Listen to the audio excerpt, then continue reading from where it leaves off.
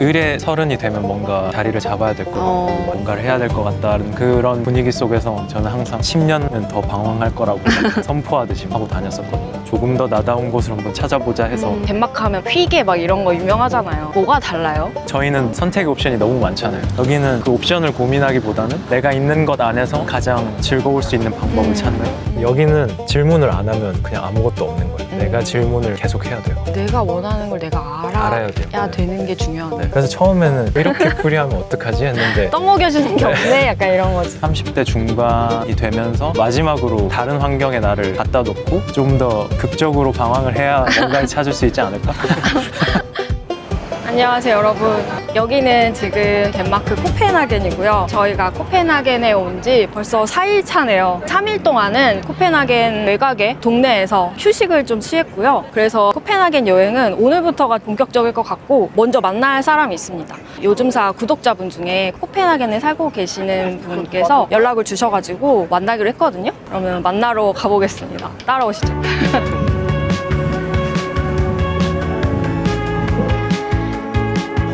저기 앉아 계시는 것 같은데? 안녕하세요.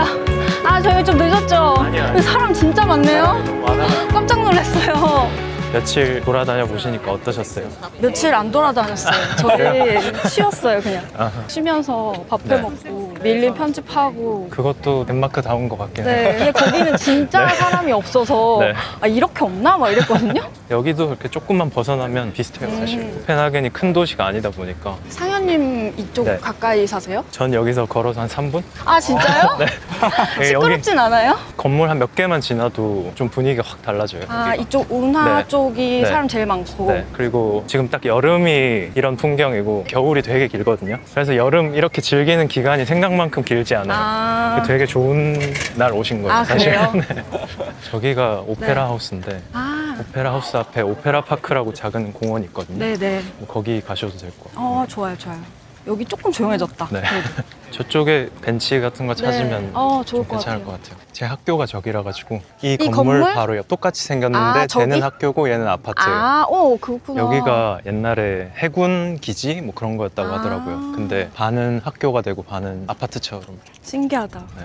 아까 저기서 만나서 이렇게 걸어오긴 했지만 구독자분들은 누구신지 궁금하시니까 잠깐 소개해 주실 수 있을까요? 네, 안녕하세요.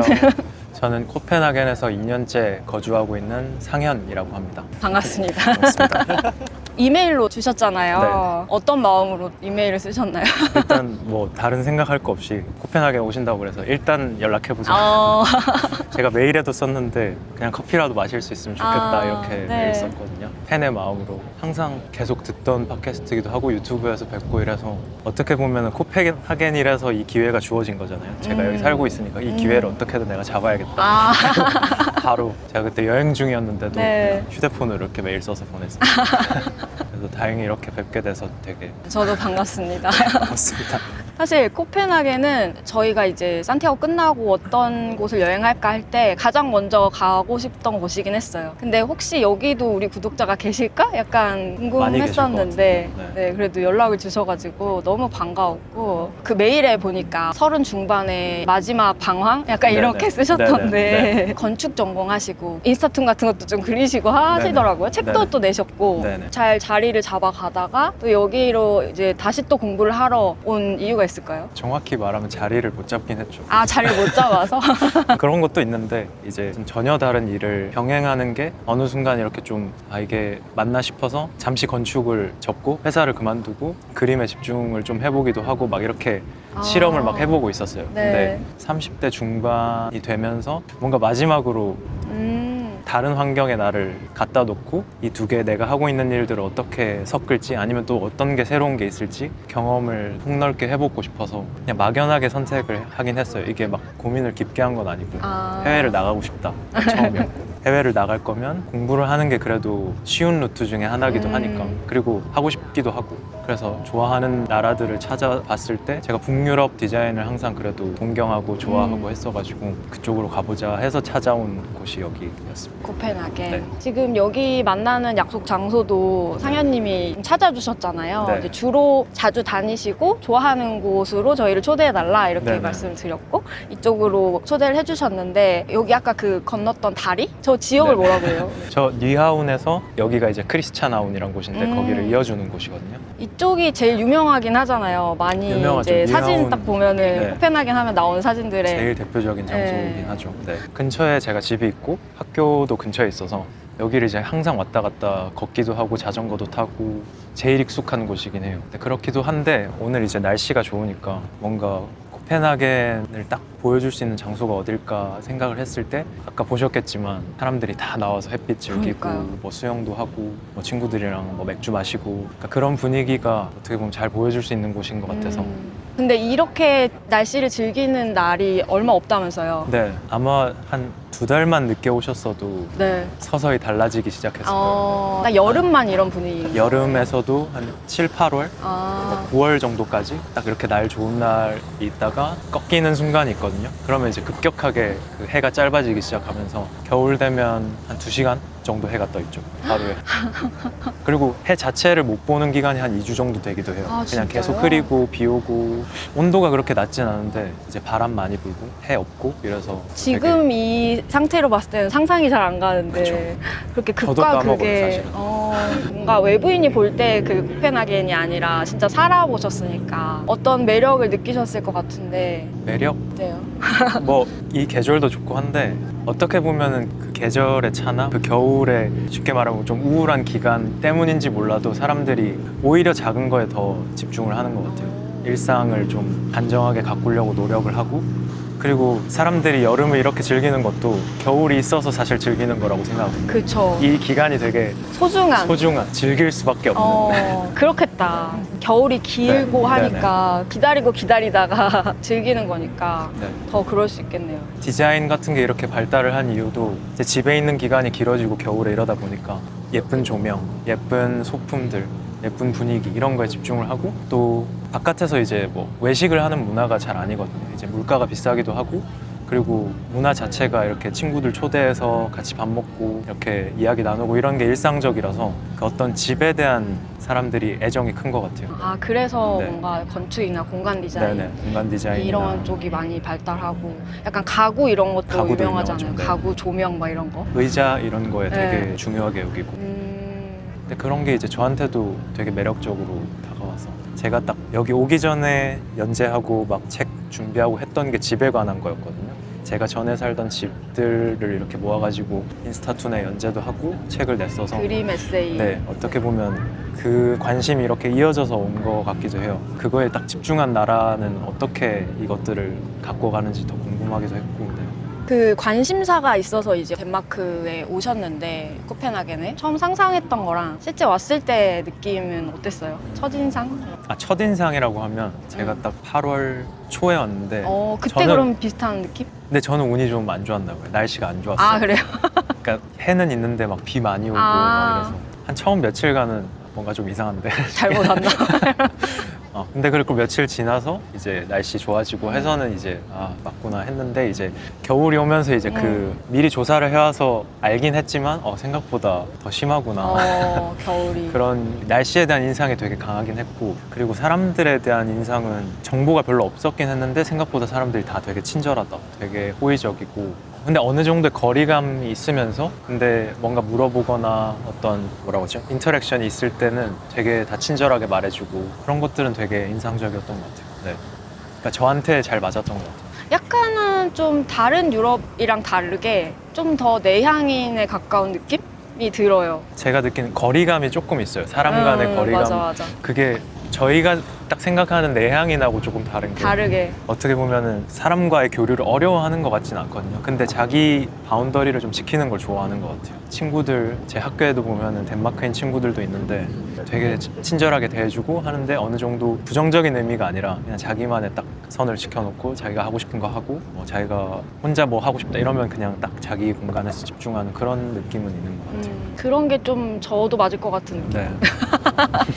너무 혹 다가오거나 스페인처럼 마미우스 막 이러면서 하는 거 우리 형제야 막 이런 느낌이 조금 부담스럽잖아요. 제가 경험했을 때는 그런 느낌은 잘 아니긴 한 것 같아요. 여기는 네. 어느 정도의 선? 근데 북유럽 나라 분들의 좀 특징이 그렇다고 하긴 하더라고요. 저도 다른 북유럽을 많이 경험해보진 못했지만 그 중에서는 그래도 코펜하겐은 좀 남쪽에 있는 편이고 그쵸. 그리고 또 대륙이랑 이렇게 붙어있다 보니까 조금 더 그래도 좀 액티브하고 밝은 분위기 그리고 여러 나라가 또 섞여 있기도 하고 맞아. 네. 어디였지? 핀란드였나? 여기 사람들이 막 서로 이렇게 서로 떨어져서. 네, 떨어져서 네. 막 버스 기다릴 때도 한참 떨어져서 막 서 그 있다 정도는 아니죠. 막 이런 거 네. 봤는데 여긴 그 정도는 그 아니고. 정도는 아니고 네. 여기는 그래도 사람이 많고 눈인사가 그래도 다른 서양 국가들처럼 일상적이고 네, 좋은 것 같아요 저는. 네. 코펜하겐이 진짜 서울에 비하면 진짜 훨씬 작은 도시거든요. 이게 잘 알려진 도시긴 하지만 자전거로도 코펜하겐 끝까지 가는데 30분이면 안 갈 거예요 아마. 그래서 심리적인 그 거리감이 되게 좁아가지고 뭔가 대도시에 사는 느낌이 별로 없어요. 실제로 대도시가 그러네요. 아닌 것 같기도 하고 네. 뭔가 수도긴 한데. 네. 그쵸? 어떻게 보면은 어떤 웅장함이나 그런 스케일도 되게 달라서 예를 들면 크리스마스 때 중심 그 콩겐스 니토브라고 하는 딱 중심 광장이 있는데 거기에 크리스마스 장식을 이렇게 좀 크게 해놓는 곳이거든요. 근데 한국에 비하면 소소해요? 아주 소소해요. 예쁘지만 아주 소소해요. 네. 근데 그거를 이제 불을 딱 켜고 사람들이 막 박수치고 환호하고 아, 좋아하고 서로 막 사진 찍고 그러는 분위기가 되게 생경한데 어떻게 보면 한국인으로서 저희는 이게 막 휘황찬란하고 그쵸. 그런 화려하게. 화려한 것들에 되게 익숙해 있다가 좀 소소한 물론 여기 분들한테는 소소한 게 아닐 수도 있어요. 근데 그런 분위기 속에서 막 이렇게 기뻐하고 즐거워하고 이런 걸 보는 것 자체도 내가 수많은 어떤 화려한 것 속에서 그런 것들을 좀 잊고 살았나 뭐 이런 느낌을 받기도 하고 네. 한국에서 회사도 다녔다가 네네. 뭐 방황도 했다가 네. 공부도 했다가 그렇게 지냈던 시간들과 또 여기에서의 인연이 좀 많이 달랐을 것 같기도 하고 어땠어요? 어떻게 보면은 한국에서도 회사 생활을 건축 설계 회사에서 생활을 일을 했었는데 네. 그때는 말 그대로 서울에서 그냥 평범한 직장인이었고 그러다가 일러스트라는 다른 일을 시작하면서 프리랜서 일을 시작하면서는 조금 서울의 직장인의 일반적인 생활과는 좀 동떨어진 삶을 살았던 것 같아요. 전에 집도 해방촌에 있었거든요. 해방촌에서 혼자 프리랜서 생활을 하다가 어느 순간 내가 왜 여기서 살고 있는지 이유를 잘 모르겠는 맞아, 그치. 가끔 느낌이 그런 있어요. 느낌이 들지. 프리랜서고 이 월세를 내면서 서울이라는 그 인프라가 오히려 부담스럽게 느껴지는 순간이 딱 맞아. 있어서 차라리 지금 내 생활과 어울리는 곳을 찾아보자 해서 고른 곳이었거든요. 여기가 직장에서 벗어나서 프리랜서에서 일반적인 서울 삶과 괴리감을 느끼다가 조금 더 나다운 곳을 한번 찾아보자 해서 여기가 정답인지는 모르겠지만 최소한 비슷한 느낌을 받아서 좀 실험을 해보고 있는 그런 느낌인 것 같아요. 제가 친구들한테 항상 30쯤에 제가 습관처럼 네. 했던 말이 의뢰 약 30이 되면 뭔가 자리를 잡아야 될 것 같고 아니면 뭔가를 해야 될 것 같다는 그런 분위기 속에서 저는 항상 10년은 더 방황할 거라고 이렇게 막 선포하듯이 하고 다녔었거든요. 근데 이제 30대 중반이 이제 딱 그 중간 지점이니까 반이 더 남았는데 좀 더 극적으로 방황을 해야 뭔가를 찾을 수 있지 않을까? 코펜하겐 너무 심심한가요?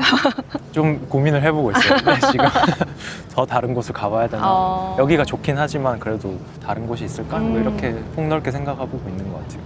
그 쓰신 말이 되게 인상적이었는데 덴마크 사람들이 어떻게 일상을 소중하게 다듬어가며 행복을 곁에 머물게 하는지 궁금했고 그걸 알아가는 중이라고 하셨는데 보통 막 덴마크 하면 휘게 막 이런 거 유명하잖아요. 어때요? 뭐가 달라요? 정확히 100% 이해를 한 것 같진 않아요. 근데 막연하게 이미지를 생각하면 어두운 겨울 분위기에 집안에서 촛불 켜놓고 예쁜 조명 켜놓고 단정한 어떤 음식 같은 거 차려놓고 친구들이나 가족들이랑 이렇게 도란도란 얘기하면서 그러니까 그런 순간을 덴마크인한테는 가장 높은 가치로 치는 것 같아요. 그러니까 여러 가지 가치, 일, 뭐 다양한 가치가 있지만 그게 어떻게 보면 항상 1순위가 되어 있는 것 같은. 근데 그 이유가 아까 말씀드린 것처럼 어떤 제한된 상황, 날씨, 그리고 한정적인 어떤 선택의 옵션? 예를 들면은 저희는 저녁이나 이렇게 뭔가를 먹으려고 선택을 할 때 선택의 옵션이 너무 많잖아요. 그쵸. 네. 뭐 배달을 시켜 먹을 수도 있고 나가서 먹을 수도 있고 아니면 집에서 먹더라도 옵션이 너무 많은데 여기는 옵션이 어느 정도 정해져 있는 것 같아요. 그래서 그 옵션을 고민하기보다는 내가 있는 것 안에서 가장 즐거울 수 있는 방법을 찾는, 그리고 반복되는 것에서 지루함을 느끼는 게 아니라 오히려 그냥 더 안정감을 느끼고 즐거워하는, 제가 느끼기에는 어떤 좋은 상황에서 일어나는 좋은 그런 감각이 아니라 휘게란 게 한정적인 상황에서 내가 있는 가진 것을 가지고 그게 작은 것이라고 할지언정 그거를 최대한으로 내가 기뻐하고 누리고 그런 거에 좀 더 가까워 있는 것 같아요. 어떻게 보면 보여지는 것에 초점을 맞추기보다는 내가 느끼는 거에 조금 더 집중하는 것 같은. 그런 게 다르구나. 그러니까 대부분이 뭔가가 제한이 있고 내가 뭐가 부족하다고 느끼면 그래서 더 가지려고 하고 더 넓히려고 하고 뭔가 집도 더 커져야 될 것 같고 막 그런 거를 많이 추구를 하잖아요. 근데 약간은 좀 반대적인 느낌이 들어요. 말씀하신 게. 저도 그게 어느 순간에 편하게 느껴지는 순간이 있었어요. 그러니까 이런 일상적인 것들을 굳이 내가 고민을 막 깊게 하고 선택할 필요가 없다는 걸 느끼는 순간 오히려 저는 편해지더라고요. 그게 진짜 스트레스 받는 요인 중에 하나도 선택지가 너무 많을 때 네. 그 선택을 하려고 고민을 하는 그 순간에 되게 뇌가 에너지 많이 쓴대요. 그래서 거기서 오는 스트레스 되게 클 수 있다. 그런 거를 줄이는 것도 조금 더 스트레스 줄이고 살 수 있는 방법이다 뭐 네. 이런 얘기도 예전에 했었는데 약간 비슷한 것 같아요. 네, 네. 뭔가 좀 더 단순화시키고 일상도 좀 더 루틴화하고 이런 것들 그러니까 계속 달라지고 계속 익사이팅한 거를 추구하고 막 맞아요, 이러기보다는 선택의 옵션이 많아지면 자연스럽게 거기서 내가 최대한으로 즐거움을 느낄 수 있는 걸 찾을 찾아가고. 수밖에 없잖아요. 그러면 그 즐거움을 맞아. 추구한 다음에는 그 다음에도 비슷한 걸 추구하거나 더 강한 걸, 예를 들면 음식이면 내가 스트레스를 맞아. 받았으니까 더 자극적인 음식. 자극적인 거. 맞아. 근데 맞아. 여기는 자극적인 음식을 찾기가 힘들어요. 어. 뭐 패스트푸드점을 갈 수는 있지만 그게 충족되는 느낌은 아니고, 그래서 그냥 일상적인 것들로 내 자극을 채워야 되니까 필요한 자극이 오히려 낮아지는 거예요. 약간 그래서 한국에서 자극의 완전 끝판왕을 경험을 하고 있다가 여기 온 사람은 되게 심심하다고 느낄 것 맞아요, 같긴 맞아요. 해요. 네. 완전 도파민 폭발하다가 네, 네. 여기 오면 도파민이 나올 만한 게 별로 잘 없고 없죠. 네. 저희가 이제 앞에 3일 동안 좀 더 외곽에 있으니까 음. 거기 사람도 더 없고 그냥 숲이랑 막 이렇게 호수 있고 그랬거든요. 네. 그래서 거기 막 산책하고 돌아다녔는데 거기 사람들은 막 그렇게 아이들은 막 낚시하고 있고 뭐 하는 게 없어. 네. 되게 소소하게 자기들끼리 뭐 이렇게 차려놓고 먹거나 맞아. 아 그거 하더라고요. 포켓몬스터. 포켓몬스터요? 포켓몬고 그 이렇게 AR로 네. 하는 거 네네네네. 있잖아요. 그렇죠. 근데 거기에 뭐가 나타났나 아. 봐요. 다 거기 모여가지고 다 어른이야. 그래서 막 우리끼리 아 여기 사람들 되게 동물의 숲처럼 사는 것 같아. 맞아요. 되게 소소하게 뭐 이렇게 하고 찾고 약간 그런 작은 즐거움들로 사는 느낌이야 막 이랬거든요. 제일 큰 게 운동이랑 먹는 거랑 소소한 어떤 대화, 이런 게 제일 중요한 삶의 일부인 것 같아요. 운동도 느낀 게 달리기 좋아해서 여기서 달리기를 하는데 처음 달렸을 때 다 너무 잘 달리는 거예요. 근데 물론 그거에 대한 뭐 경쟁의식을 가질 필요는 없지만, 근데 그 이유가 어릴 때부터 자전거도 타고 달리기도 몸을 움직이는 거에 거를 자연스럽게. 뭐 수영도 하고 이러다 보니까 다들 뭐 체력도 좋은 거고 피지컬 자체가 좋은 피지컬이 것 같기도 하고. 네. 남녀노소 가릴 것 없이 어떻게 보면 그런 어떤 체력에서 오는 행복의 감각, 그것도 좀 다른 것 같기도 해요. 맞아, 사실은. 맞아. 네. 그런 것도 좀 더 시간이 있었으면 좀 더 익숙해져 보고 싶다는 생각도 들어요. 한국 가면은 무조건 뭔가 내가 즐겁고 행복하다고 느끼려면 뭔가 더 좋은 데 가야 될 것 같고 뭔가 요즘 유행하는 거 나도 해야 될 것 같고 막 그런 거 계속 안 보려고 해도 보게 되잖아요. 그 약간 그런 거에 좀 떨어져 있고 싶은데 그럴 수 있는 곳이 많진 않은 것 같아요. 코펜하겐 말씀 들어보니까 약간 좀 더 지루하게 있을 수 있겠다? 약간 현대인이 지루함을 잃어버렸다고 하잖아요. 도시들은 약간 그거를 지키기가 쉽진 않은 것 같은데 그래도 말씀 들어보면 여기선 조금 가능할 수도 있겠다는 생각도 들고 네. 근데 여기 도시보다 좀 더 안쪽으로 들어가야 될 것 같긴 하고 사람이 좀 없는. 저도 지금 중심에 살고 있다 보니까 저는 더 지루해도 괜찮을 것 같아요. 지금은 가끔 외곽으로 나가서 뭐숲 같은 데 간다거나 아니면 바다 이쪽으로 가서 산책하거나. 저 궁금했는데 요 근처 사신다고 했잖아요. 약간 네. 할머니랑 사신다고. 네네. 덴마크 할머니랑 그러면 약간 홈스테이인 거예요? 홈스테이 같은 느낌이긴 한데 네. 룸 하나를 쉐어를 해서 제가 어, 그거를 사용하고 있는 거죠. 그런 식으로 많이 사나요? 여기서는? 집주인하고 같이 사는 뭐 아파트 그런 경우는 종종 본 것 같긴 한데 덴마크 할머니랑 이렇게 딱 둘이서 사는 케이스는 그러니까. 저도 못 본 것 같긴 해요. 그게 좀 궁금했어요. 덴마크 할머니랑 사면은 어떨까? 네. 같이 밥도 먹고 대화도 그렇진 하고. 않아요. 아, 그렇진 않아요? 룸메이트 같은 느낌. 룸메이트 네, 같은 네, 느낌? 네. 각자 생활은 이렇게 네, 각자의 분리돼 있고. 영역은 분리돼 있고 주방은 같이 쓰죠. 근데 이제 생활은 다 분리가 돼 있어요. 네. 근데 조금 다른 거는 이제 할머니가 연세가 좀 많으시거든요. 정확히 제가 연세를 모르겠지만 좀 가끔 도움이 필요하신 순간들이 있어요. 뭐 물건을 좀 옮겨야 된다고. 옮겨야 된다거나 아니면 뭐 장을 좀 급하게 봐야 된다거나 아니면 가끔 이렇게 조금 연세가 있으시다 보니까 좀 건강이 좀 이렇게 그러시거나 뭐 이럴 때 제가 도움이 필요할 때 좀 챙겨드려야 되는. 챙겨드려야 되는 상황이 종종 있었어요. 지금도 종종 있고. 그래서 그 과정에서 뭐 대화도 하고 감정적인 교류라고 하는 그런 것도 있고 그리고 일반적인 단순한 룸쉐어랑은 조금 느낌이 다른 것 같긴 해요. 벌써 1년 하고 최근에 또 6개월 더 살기로 해서 네. 최소 1년 반은 살게 될 것 같은데 되게 만족하고 단순한 만족이 아니라 뭔가 쉽지 않은 경험을 내가 하고 그쵸, 있는 것 그쵸. 같다라는 느낌에서 그리고 또 주인이랑 살았는데 주인이랑 스타일이 안 맞으면 또 더 힘들 텐데 갈등은 없고 아직. 소소하게 뭐 있을 수는 있지만 큰 갈등은 전혀 없어요. 어. 그리고 엄청 모르겠어요. 저를 되게 리스펙트 해주는 좀 이렇게 존중해주는 느낌이라서 약간 그런 것도 있었을 것 같아요. 혼자 살 때보다 그래도 누군가가 이렇게 있을 때 좀 덜 외로운 느낌이 들 수도 있겠다는 생각도 들고. 그리고 제가 살고 있는 아파트가 한 50년? 오래된 아파트. 50년 된 네. 거의 아파트 처음 지어질 때 집주인분 입주를 하셔서 쭉 살고 있는 집이에요. 그래서 어떻게 보면 그 세월의 그 흔적이 다 느껴지는 덴마크 하면 막 되게 멋있고 반짝반짝하고 이런 집을 생각하실 수도 있는데 물론 그런 집도 좋지만 세월의 흔적도 느껴지고 근데 그 와중에 어떤 아기자기한 느낌도 있고 그래서 어떻게 보면 덴마크의 집이라는 문화에 되게 온전하게 경험을 해보고 그러네요. 있는 느낌인 것 그 같기도 역사 해요. 산 증인 같은 네. 사람? 네, 되게 현실적이기도 하고 딱 생각했을 때 할머니 집 같은 느낌? 덴마크 버전의 네. 저희가 생각했을 때 그 할머니 집에서 네. 느껴지는 특별한 향기, 특별한 느낌 그런 것들이 느껴지는 집이라서 되게 좋은 경험이라고 생각하고 있습니다. 막 할머니 물건들도 다 있고 네. 그럴 거 아니에요. 접시 같은 것도 다 보면 되게 오래된 느낌? 네. 네.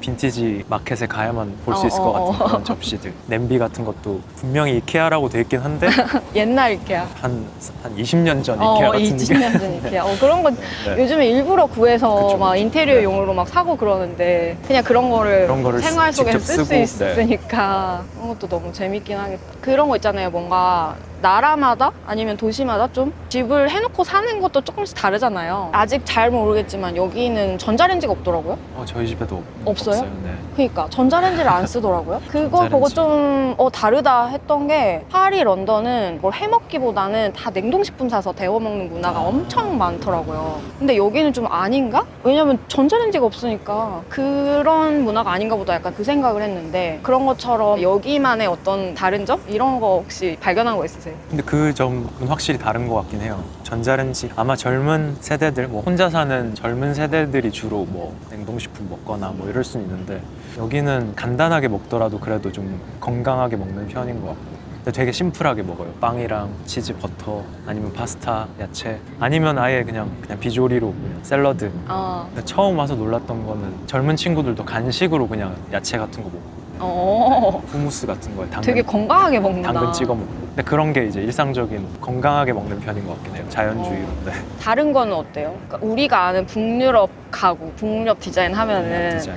되게 뭔가 깔끔하고 약간 뭔가 그런 쉐입들이 있잖아요. 네네. 근데 실제로 할머니 집에도 그런 게 있는지. 이렇게 말하기가 되게 애매한 게 특별한 양식이 없는 집이거든요. 되게 현실적인 집이에요. 근데 그래도 딱 전체적으로 봤을 때는 어떤 그 분위기나 느껴지는 느낌은 있어요. 그 조명 같은 것도 각 조명마다 모양도 다 다르고 겨울 되면 초를 되게 좋아하거든요. 양초를. 초가 집마다 있는 것 같아요. 네, 양초 촛대도 다 종류별로 있고 불을 안 켜고 초를 켜나요? 겨울에는 그 촛불 자체가 좀 상징적인 의미를 지니는 것 같아요. 휘게 하면 휘게. 촛불 떠오르는 것처럼 촛불 켜놓고 촛불이 주는 그 은은한 불빛, 온도 그런 것들을 되게 좋아하는 것 같아요. 조명도 막 이렇게 세게 안 켜는 되게 것 어둡고, 같고 네. 뭔가 천장에 막 큰 조명 이런 우리나라는 막 있잖아요. 메인 조명 있고 스탠드는 약간 보조 역할인데 여기는 보니까 그냥 거실에도 큰 조명들이 별로 없고 은은하게 켜져 있고 이런 네. 거 좋아하는 것 같고. 되게 어두운 노란색 조명이 디폴트긴 하죠. 현우 씨가 좋아하는데. 네, 저도 좋아하긴 해요. 어, 그게 형광등 안 좋아하고. 모든 걸 되게 예뻐 보이게 만드는 역할. 조명이 진짜 네, 중요하니까. 네, 조명이. 저희는 그래서 작은 조명 가지고 다니거든요. 네, 그 보셨어요? 일광전구. 분위기 뭔가 우울할 때 그거 켜면 그래도 좀 괜찮다 이래가지고. 매년 6월에 3days of Design이라고 이렇게 매년 하는 디자인 행사가 있거든요. 맞아요, 그게 그거 봤어요. 거기서 뭐 조명도 있고 다양한 소품도 많은데 조명류는 다 어떻게 보면 은은하고 예쁘고 그런 류들이 주를 이루긴 했어요. 그 일광전구도 왔었어요. 아 그래요? 네. 그때 그럼 좀 구경하셨겠네요? 3일 동안 엄청 돌아다녔죠. 그러니까 디자인 관련된 사람은 다 오는 것 같아서 맞아요. 이거 네. 보러. 뭐가 제일 재밌어요? 그때? 혹시 보게 되면 네. 이런 거 꼭 봐라 이런 거. 굳이 뭔가 이렇게 정해놓고 안 보셔도 될 것 같아요. 그냥 이렇게 돌아다니면 다 3days of Design이라는 그 상점들마다 다 마크가 다 하는 붙어 거죠. 있거든요. 그러면 그거 그냥 안 정해놓고 돌아다녀 봐도 그냥 하루 금방 갈 거예요. 근데 재밌는 게 네. 그것도 그렇고 지금 뭐 재즈 페스티벌도 네네. 하더라고요. 네. 근데 그게 저희 있었던 그 외곽 동네에서도 그 호숫가에서도 있었고 또 여기도 있고 뭐 한 곳에서 우리처럼 맞아요. 하는 게 아니라 곳곳에서 이렇게 하는 식이 많은 것 같아요. 그 아까 말했던 그 3days 그것도 네네. 한 곳에서 이렇게 뭐 박람회처럼 하는 게 아니라 곳곳에서 하는 거잖아요. 그게 좀 재밌는 것 같아요. 그런 방식이. 그게 어떻게 보면 제가 아까 말씀드린 도시가 크지 않아서 그냥 도시 자체를 그냥 하나의 큰 공간으로 쓰는 것 같은 느낌이에요. 이게 대중교통을 타도 멀지 않으니까 재즈 페스티벌 같은 경우도 어떤 곳에서 티켓을 끊고 들어가야 되는 곳도 있지만 그냥 뭐 바나 펍 아니면 하버 같은 곳에서 작은 무대 만들어서 이렇게 곳곳에서 하기도 하고 그게 조금 더 일상적인 것 같아요. 여기 뭐 어떤 행사가 일어난다고 하면은 그냥 딱 정해진 틀이 아니라 그냥 곳곳에서 자기들 방식대로. 그게 너무 좋은 것 같아요. 네. 뭔가 한다고 거기 다 모여가지고 막 빡빡하게 그런 게 너무 저는 너무 힘들거든요. 막 뭐 행사하면 우리나라 무조건 코엑스잖아요. 코엑스. 네, 코엑스. 그 코엑스 가는 것 자체가 너무 스트레스인데. 줄 서야 되고. 네, 네. 부스 이런 거 다 비슷하고. 근데 그런 것보다 이렇게 진짜 자기들의 어떤 개성이 있는 공간들 네. 그대로 유지하면서 거기에서 좀 더 이벤트적인 거를 하고 그럼 자연스럽게 그냥 산책하듯이 볼 수 있을 것 같아서 재밌을 약간- 것 같아요. 네, 도시를 함께 보여주는 걸 좋아하는 것 같아요. 거리를 이제 직접 걸어야 되고 대중교통을 타야 되고 아니면 뭐 자전거를 탈 수도 있고 그러니까 직접 도시를 거닐면서 돌아다녀야만 행사를 느끼는 게 어떻게 보면은 이렇게 완성되는 느낌? 완성된 맞아. 도시의 경험을 제공하는 그런 느낌인 것 같아요. 그 가구 이런 제품만 봤을 때는 이게 온전히 이걸 왜 이렇게 만들었을까 그렇죠. 네. 이런 게 와닿지 않을 수 있는데 이 도시를 경험을 해보고 네네. 그걸 봤을 때 또 다를 것 같거든요. 네, 다 연결돼 있는 것 같아요. 뭐 레스토랑, 카페 아니면 뭐 소품샵, 소품샵만 간다고 도시를 느끼는 것보다는 그쵸. 그거를 다 그렇게 과정으로 어. 느껴야 코펜하겐을 이렇게 제대로 누릴 수 있는 음. 그런 느낌이 아닌가. 네. 요즘에는 막 여행이 거의 뭐 카페 여행처럼 돼가는 것 아, 같은데 뭐 어디 카페 어디 소품샵 막 이런 거만 엄청 많더라고요. 근데 코펜하겐은 그렇게 보는 것보다 진짜 그냥 걸어다니면서 우연히 발견한 뭐 이런 거 그런 맞아요. 게 더 좋을 것 같다. 저희도 뭐 어디 찾아가려고 했던 게 아니라 그냥 산책하다가 이런 거 하네 근데 뭐가 써있길래 봤더니 그게 재즈 페스티벌이라는 걸 알게 되고 아 이게 여기서도 하고 다른 곳에서도 하는구나 이걸 알았거든요. 그렇게 우연히 발견하는 것들이 더 재미있는 도시인 것 같아요. 네. 또 모든 정보가 이렇게 다 대대적으로 막 홍보하지 않죠. 홍보가 돼 있지 않아요. 직접 찾아야 되는 것들이 생각보다 많아요. 네. 플랜카드 엄청 걸어놓고 막 그런 거 없는 것 같아. 없어요. 그래서 이렇게 여행으로 오면 쉽게 어떻게 보면 경험을 못하는 것들이 맞아, 그럴 것 조금 더 같아요. 많은 도시인 것 같기도 해요. 조금 더 여유를 두고 걸어보고 살아보는 느낌이면 발견되는 좀 매력이 좀 더 많은 것 같고 짧게 이렇게 맞아. 중요한 스팟만 가기에는 조금 맞아. 오히려 실망하실 수도 있어요. 생각보다 너무 뭐 별게 없다. 규모도 작고 별게 없고 이게 인어공주였어? 막 이러면서. 심심하고. 그러니까 그렇게 스팟만 봤을 때 만족스럽지 않을 수 있지. 다른 뭐 파리나 이런 데 더 멋있는 거 많고 그쵸, 사실 그쵸. 그러니까. 네, 훨씬 더 컨텐츠도 많고 음. 규모도 크고 이러다 보니까 그래서 살기 좋은 도시 1위. 맞아. 살기 좋은 도시 1위인가 2위인가 뭐 그렇다면서요? 뭐 행복지수 2위? 행복지수는 보통 항상 1, 2위 하는 것 같아요. 상위권. 네. 그러니까 여행하기 좋은 도시가 아니라 살기 좋은 네, 도시. 여행하기에는 좀 애매하다. 아마 물가가 제일 클 것 같기도 하고. 네. 물가도 사실 마트 물가는 그렇게는 안 비싸던데요? 괜찮은 편이에요. 네, 네. 이게 어떻게 보면 한국이 너무 비싸서 그럴 수도 맞아. 있는데. 한국 네. 물가랑 비슷했어요. 네. 마트 물가는 진짜 생각보다 뭐 과일 가격이나 네, 네. 뭐 고기나 그런 식료품 가격들이 그렇게 비싸지 않아서. 물론 스페인에 비해서는 비싼데 그쵸, 그쵸, 스페인은 그쵸. 진짜 네. 가격도 네. 너무 저렴하고 네. 풍성하잖아요. 네, 네. 그거 보다가 이제 오니까 좀 힘들다 이런 느낌이 들지만 그쵸. 그래도 한국 생각하면 비슷하다 이 네, 느낌이 한국 생각은 비슷하고 그리고 밖에서 외식하거나 그런 거에 비해서는 훨씬 싸니까 살아간다고 생각하면 뭐 그렇게까지 부담되는 물가가 아닐 수도 있는 편? 여행하려면 막 어디도 들어가고 뭐 네, 입장하고 막 입장료도 그런 내야 체험에 되고, 대한 네. 돈 다 외식해야 네, 되니까 외식해야 되고 그게 그러면 좀 이제 많이 들지. 물가에 비해서 만족도가 낮을 수도 있어요. 그렇겠다. 월세는 월세요 비싸죠. 월세 비싸죠. 네. 근데 대도시에 비하면 뭐 비슷하거나 이럴 수도 있는데 여기서 이제 일을 한다고 생각하면 여기도 세금 많이 내는 나라다 보니까 저 세금도 많이 내고. 수입에 비해서 월세가 만만치 않아요. 그러면 상현님은 그 전에 이제 한국에서 일하다가 이제 그만두고 온 거니까 여기에서의 이런 비용들은 어떻게 충당을 해요? 처음 자본은 이제 한국에서 벌었던 돈들 벌었던 거 모아놓은 거. 이렇게 탈탈 털어서 학비 내고 생활비 하고 그렇게 하고 학교 다니면서는 이제 파트타임으로 파트타임으로? 건축 회사에서 일을 그래도 계속 해서 지금도 하고 회사에서. 있고요. 이제는 이제 풀타임을 찾아야 되는 상황이긴 하죠. 네.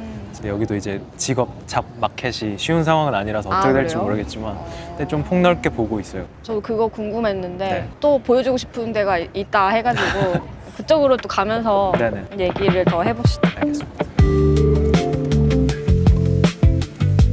여기가 오래된 그 해군 기지라고 해야 되나? 건물을 이렇게 아파트로 리모델링을 한 건데 지금은 낮이라서 많이 안 보이는데 밤에 되면 막 조명도 다 다르고 좀 좋은 집인 것 같아요. 근데 보면은 신경 많이 쓴 네. 덴마크 집 인테리어를 이렇게 다 볼 수 있어요. 여기 걸어다니면서 집 구경하는 게 또 재미있더라고요. 네네. 또 달라요. 다른 도시랑도 또 달라요. 뭐 런던, 파리 다 창문에 다 셔터 같은 거 그거 다 있었는데 여기는 다 없어가지고 없어도 괜찮나 보죠 여기는? 한국하고 되게 비슷해요. 어. 어떻게 보면 유럽에서는 거의 유일한 것 같긴 한데 네. 휴대폰 놓고 수영해도 진짜? 괜찮아요. 그러니까. 뭐 100% 잠당은 못 하는데 괜찮대요.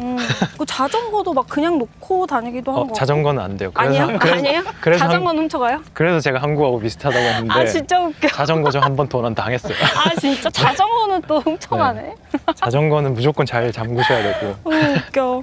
물론 밤에 뭐 돌아다니면 다 어느 정도 위험은 있지만 유럽국 다른 나라에 비해서는 훨씬 안전한 맞아. 느낌이긴 위험하다는 해요. 느낌을 네. 못 느껴서. 네. 특정 몇몇 지역이 있는 걸로 아는데 뭐 치안이 조금 위험하다고 하는 근데 그것도 다른 곳에 비하면 아마 훨씬 괜찮을 거예요.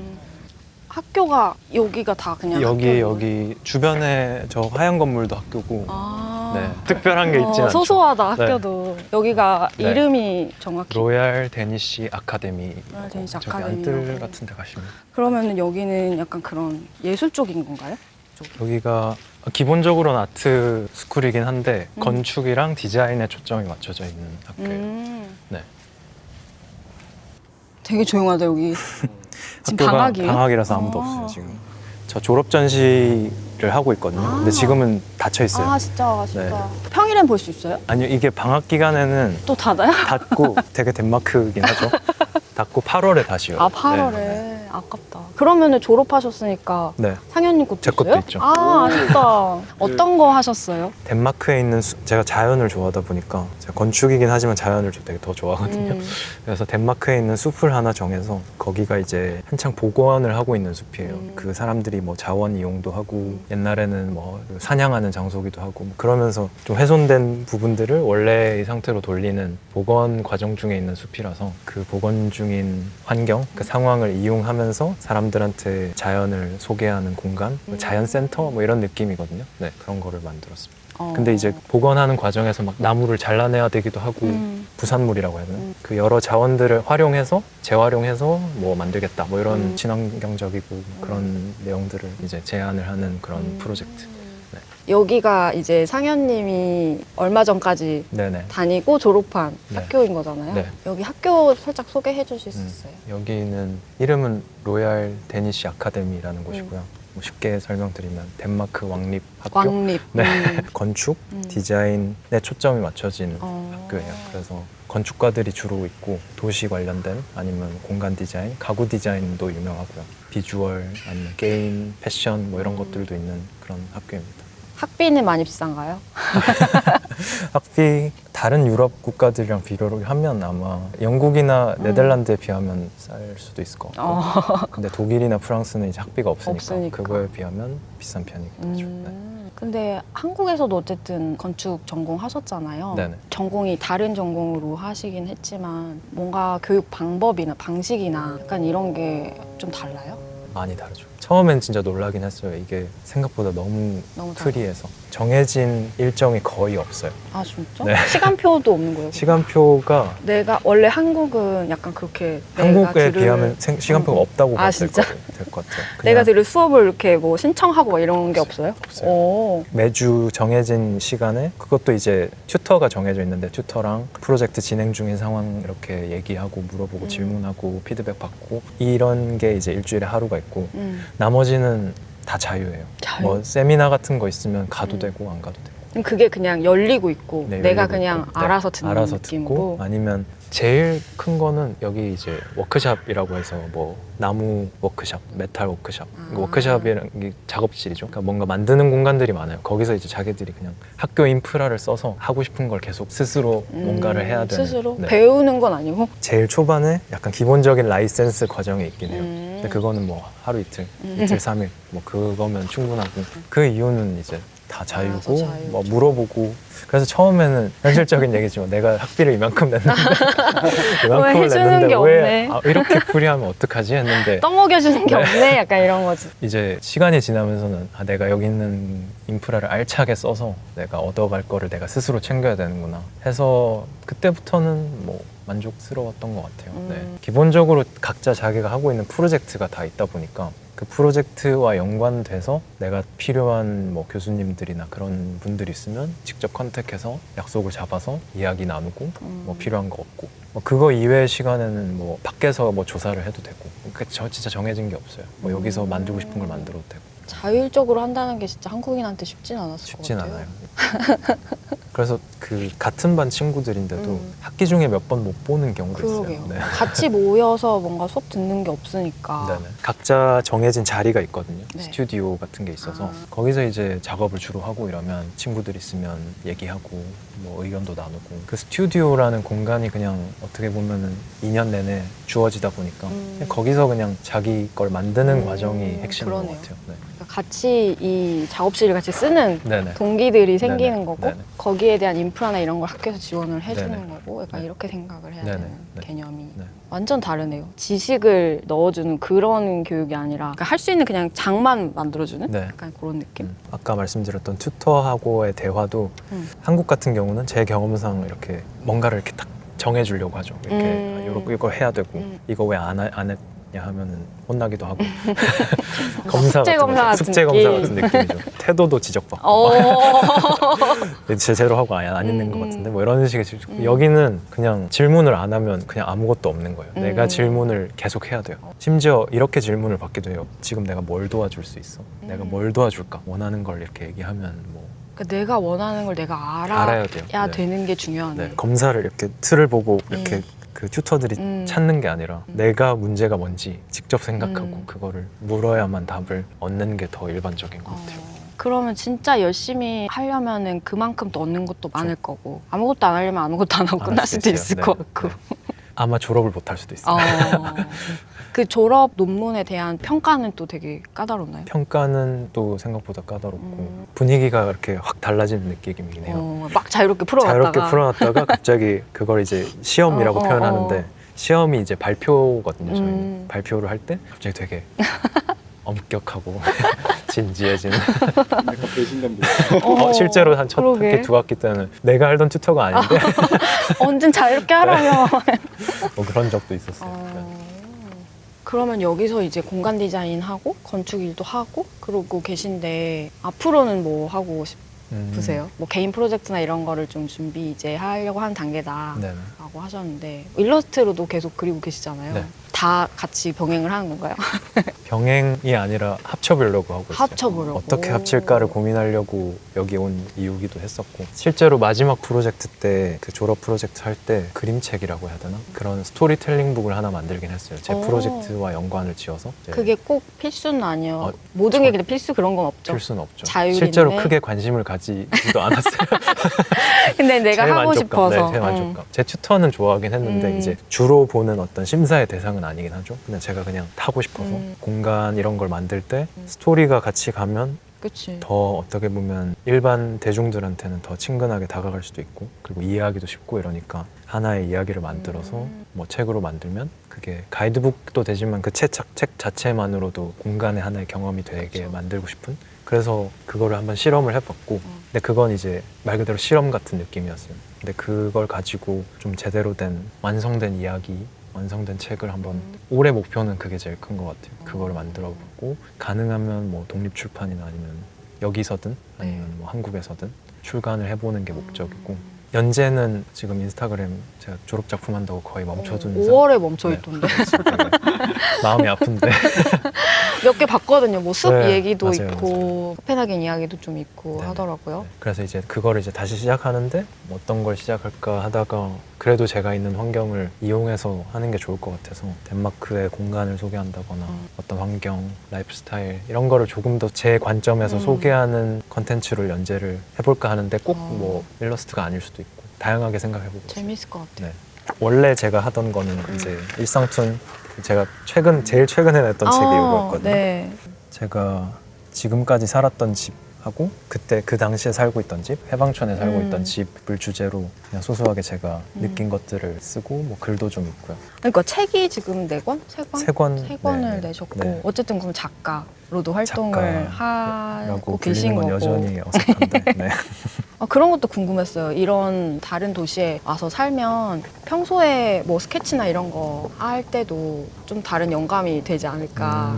아마 전하고 제일 달라진 거는 제가 원래 자연을 좋아했는데 코펜하겐 주변에 이렇게 자연을 돌아다니면서 뭐 요새 많이들 하시는 그 탐조도 하고 아, 탐조. 그 쌍안경 사서 네네. 탐조도 아상형 하러- 사셨군요. 네, 탐조도 하러 다니고 짧게 하이킹도 하고 뭐 러닝도 하고 이러면서 자연에 관심이 되게 높아져서 자연을 어떻게 하면 잘 그릴 수 있을까 이런 생각을 첫 번째로 했고, 그리고 학교에서 또 제가 좀 혜택을 본 게 매주 화요일이면 누드 크로키 수업은 아닌데 모두에게 오픈되는 클래스가 있어요. 그 일반인들도 들으실 아, 수 있는. 진짜? 그거를 이제 미술 교육을 받거나 이러진 않았어가지고 근데 그거를 이제 제가 처음으로 해보면서 자유롭게 그림 그리는 거에 대한 어떤 욕구가 또 생기더라고요. 그래서 그러면서 전에는 좀 정형화된 톤이었는데 조금 뭐 다른 느낌, 브러쉬, 좀 자유로운 느낌 뭐 이런 실험을 계속 해보고 있는 것 같아요. 여기 있게 된 이후로. 네. 그런 게 좀 달라졌겠군요. 네. 약간 이것도 집, 실내? 네. 공간? 이런 게 많았는데 조금 더 넓어졌네요. 네. 시야가 좀 자연으로 더 네. 확장되고. 네. 집, 동네, 음, 자연. 자연.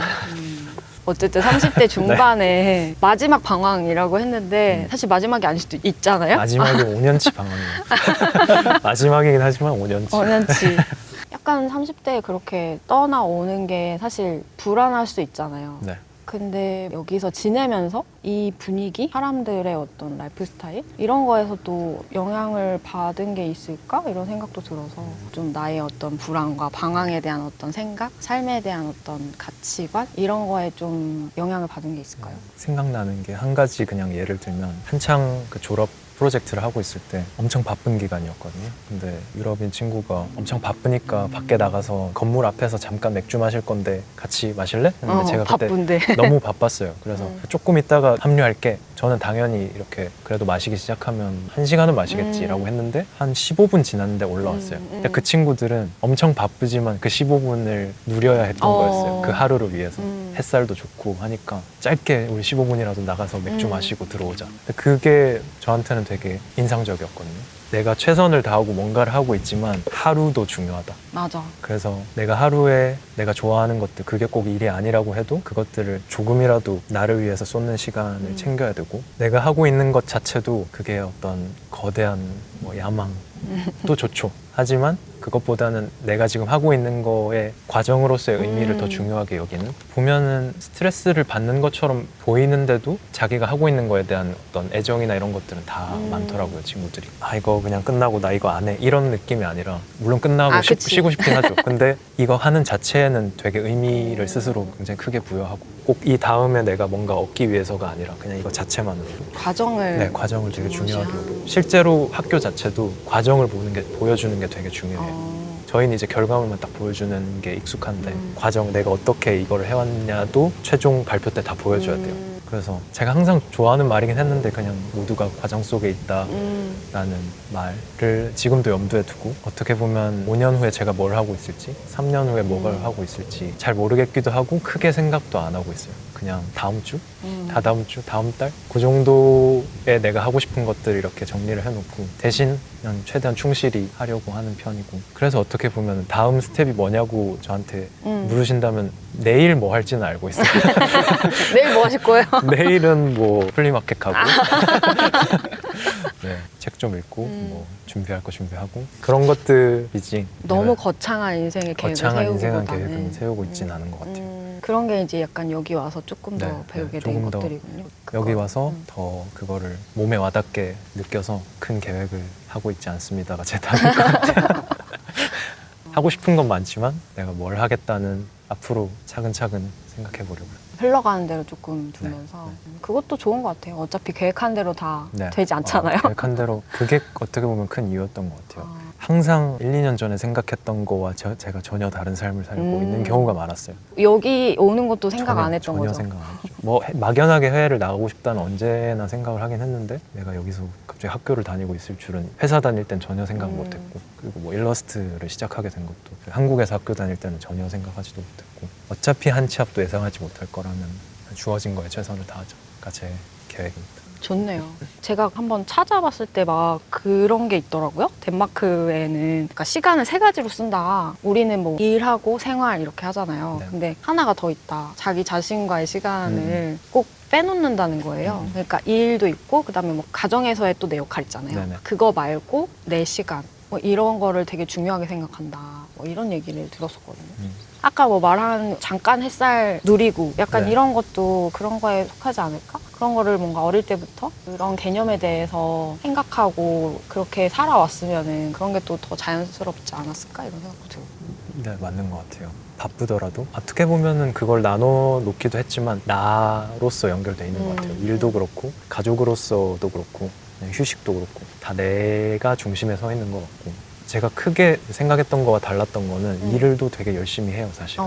주어진 시간 안에서. 저희처럼 뭐 그래요? 야근을 하고 많이 하고 이러진 않지만 유럽 사람들이 열심히 안 하는 걸로 유명한데. 일을 생각보다 그렇진 않아요. 제 생각보다 훨씬 좋아하고 열심히 하고. 또 자기 거에 네. 대한 열정이 네. 있구나. 일이라는 단어를 좋아해요, 실제로. 일 자체를 어떻게 보면 저희보다 더 좋아하는 걸 수도 있어요, 사실은. 저희는 일을 통해서 뭔가를 추구하는 거잖아요, 사실은. 근데 여기는 일 자체의 의미를 부여하고. 그러니까 뭐 그거를 통해서 내가 뭐 성공을 하겠다, 돈을 성공을 하겠다, 벌겠다, 은퇴를 어디로 올라가겠다, 맞아, 파이어족이 되겠다, 네. 뭐 이런 건데 네. 그게 아니라 그냥 내 직업, 내가 하고 있는 일 네. 이런 거에 대한 네. 애정을 네. 가지고 있구나. 네. 동료 뭐 이런 것도 중요하고. 네. 그게 크게 다른 것 같아요. 거기는 항상 내가 있기 때문에, 네, 모든 환경에서 내가 있기 때문에 그거를 온전하게 즐길 수 있는 것 같아요. 사회 구성원에서의 나의 위치, 뭔가 이런 거보다도 네. 그냥 내가 지금 즐거운가, 네. 내가 의미 있는 걸 하고 있는가, 네. 약간 이런 걸 더 중요하게 생각하는 네. 거. 그런 게 되게 중요하다 우리가 얘기를 하지만 그렇게 될 수 없는 게 사실 분위기가 그렇게 그쵸. 만들잖아요. 맞아요. 근데 이런 분위기 안에서는 또 그게 가능할 수도 있겠다는 생각도 들고. 네, 좋네요. 얘기는 여기까지 하고 네. 뭐 먹으러 갈까요? 약간 좀 배고프지 않나요? 네. 출출하지 않나요? 네, 좋습니다. 네, 그럼 오늘 코펜하겐에서 상현님과 이렇게 대화를 나눠봤고, 그러면 저희는 다음 영상에서 또 뵙겠습니다. 안녕. 안녕.